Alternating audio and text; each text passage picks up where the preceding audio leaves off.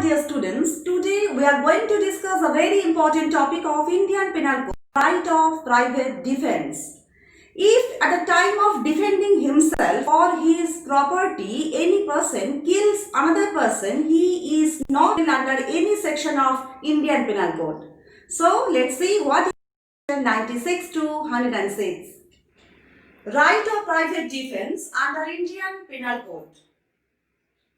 Things done in private defense, section 96. Nothing is an offence which is done in the exercise of the right of private defense. Suppose some woman being forcibly abducted. Their relatives saw this, and while rescuing them, he caused injury to the culprit. It was held that what he did was 1. In exercise of the right of private defense. The right of private defense of the body and of property.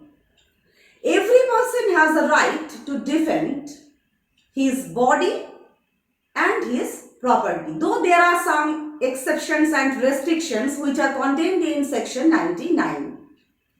When a person defends his own body and the body of his person or any other person against any offence affecting the human body, or he defends the property that is movable or immovable of himself or of any other person against offences such as theft, robbery, mischief or criminal trespass or attempt to commit of such above mentioned offences, he is not liable.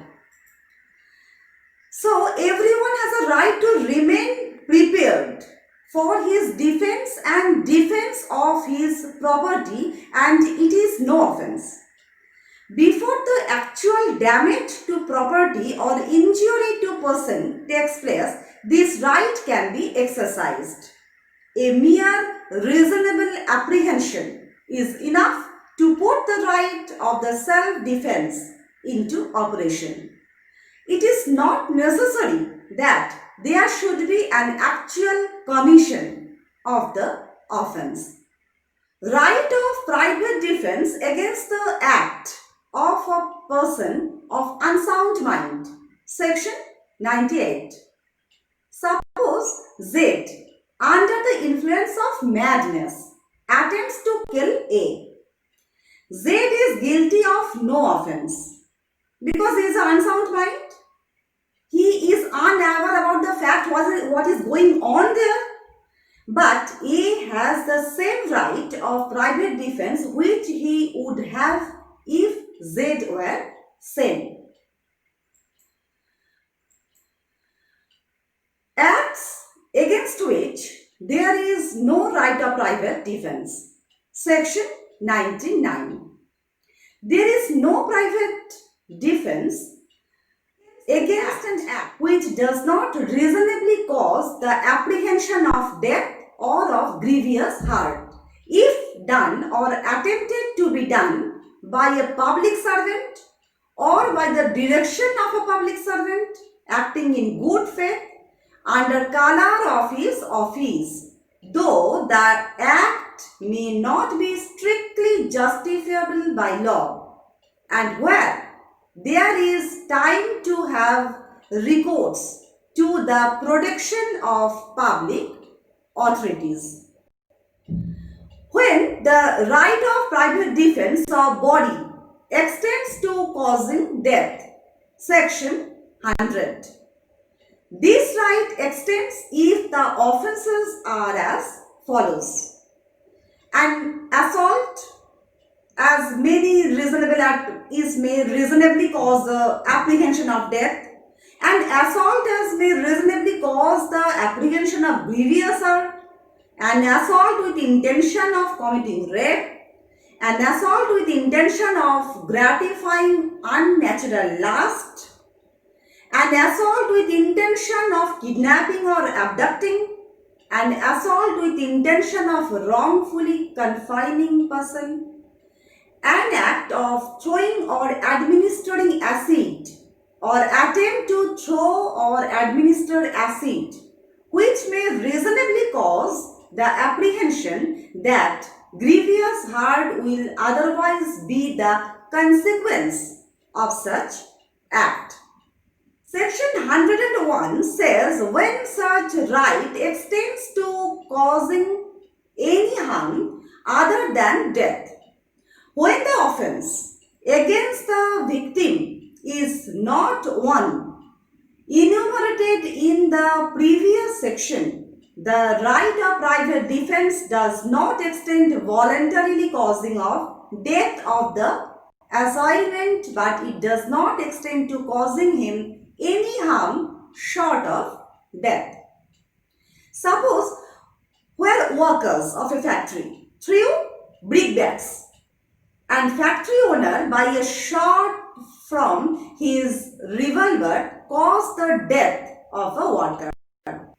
It was held that this section did not protect him as there was no apprehension of death or grievous hurt. Section 102 says commencement and continuance of the right of private defense. Right of private defense of the body commences as soon as the reasonable apprehension of danger to the body arises from an attempt or threat to commit the offence, though the offence may not have been committed, and it continues as long as apprehension of danger to the body continues. Section 103 says right of private defense of property when extends to causing death. This section indicates the cases wherein the right of private defense of property extends to causing death. It automatically follows that any injury less than death can be inflicted.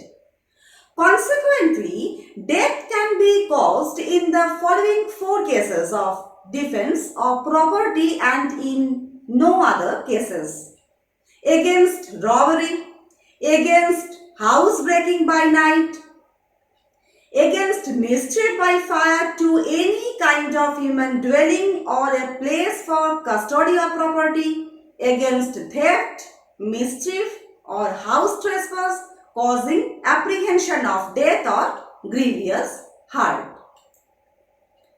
Right of private defense extends to causing any harm short of death. Section 104. If the offence, the committing of which or the attempting to commit which occasions the exercise of the right of private defense be theft, mischief or criminal trespass, not of any of the descriptions enumerated in the last preceding section, that right does not extend to the voluntary causing of death, but does not extend to restrictions mentioned in section 99 to the voluntary causing to the wrongdoer of any harm other than death. Section 105 says commencement and continuance of right of private defense to property. This section indicates how far and to what extent this right is justified will depend not on the actual danger but on whether there was reasonable apprehension, which is very important, reasonable apprehension of such danger. Section 106 says right of private defense against a deadly assault. Suppose A is attacked by a mob. What is mob? Mob is a large crowd of people having intention of causing violence who attempt to murder him. He cannot effectually exercise his right of private defense without firing on the mob, and he cannot fire without risk of harming young children who are mingled with the mob. A commits no offence if by so firing he harms any of the children.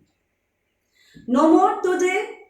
Next day we will discuss any other interesting topic of Indian Penal Code. Thank you.